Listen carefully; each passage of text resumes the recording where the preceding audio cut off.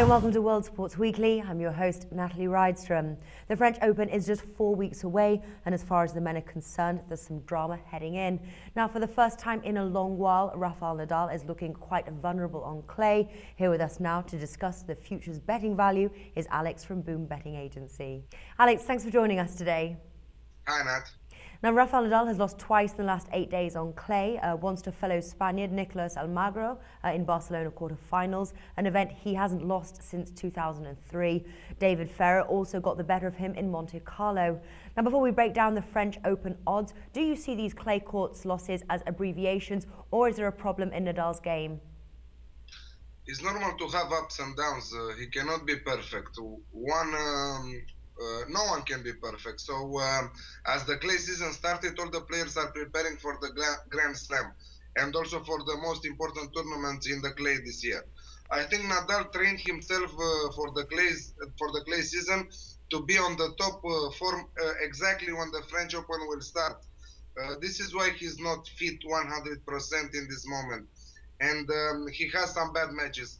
I don't think that these two lost matches will affect his rhythm in the French Open. Okay, good insight there. Now, looking at Bet365's market, Nadal has offered it even money to capture his 9th Roland Garros crown. Recent form aside, is this a decent price? Even if we don't like this odd, I agree with this odd from more points of view. He's the number one at this moment in the ATP rankings. He is the best in clay ever player, winning, as you said, 8 titles in the French Open. So it's normal that he has this small odd. And to tell you the truth, this is the only odd that I will play with serious money from the beginning of the tournament. Okay, well, world number 2 Novak Djokovic is the next man, priced by bookmakers as having victory within his grasp. Now, Djokovic hammered Nadal in straight sets in the Sony Open tennis final at the end of March. Although that was on hard court, is the Joker worth considering at 2.5? He has his chances. He's a fighter. He can put problems to anyone, even if you wake him at 4 o'clock in the night and you say him play. I like him a lot, and most of all, his fighter style. But I won't play this very small odd.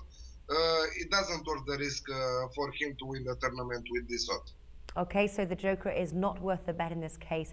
Now, Stanislas Wawrinka has climbed up the ATP ranking and is world number 3. He's also given a reasonable shot at the odds of 7. Can he keep surprising people and keep a deep run? Here I wanted to arrive. I like a lot Stan. I love his odd, and I would like to play a little stake on him. It worth to try because the odd is allowing us. But only serious bet that I will play from the beginning, as I said to you from the beginning, is Nadal to win the tournament in the French Open. Okay, so you're going for a Nadal here, but is there any other long shots here worth considering before we wrap up the show? Besides Stanislas Wawrinka with the perfect odd of 7 with a small stake, as I said, there are players that can arrive far but not to win the tournament. Like Federer, that I see him playing another 2 years, not more than that. Berdy can also be one of the players that can arrive far in this tournament. Even David Ferrer can do a really good turn in this one. But let's not forget also the youngsters, Dimitrov, Janovic or Nishikori. Those are only some examples that we can choose from the beginning of the tournament to play on them and combine some odds to take a very good odd. But the favorites are the top 3 seeded in ATP rankings, Nadal, Nole and Stanislas Wawrinka. Okay, great. That wraps things up here. Alex is from Boom Betting Agency. For more great daily tips, visit Boom Betting Agency on Facebook by clicking on the link in the description below this video. Alex, thank you for your insight today.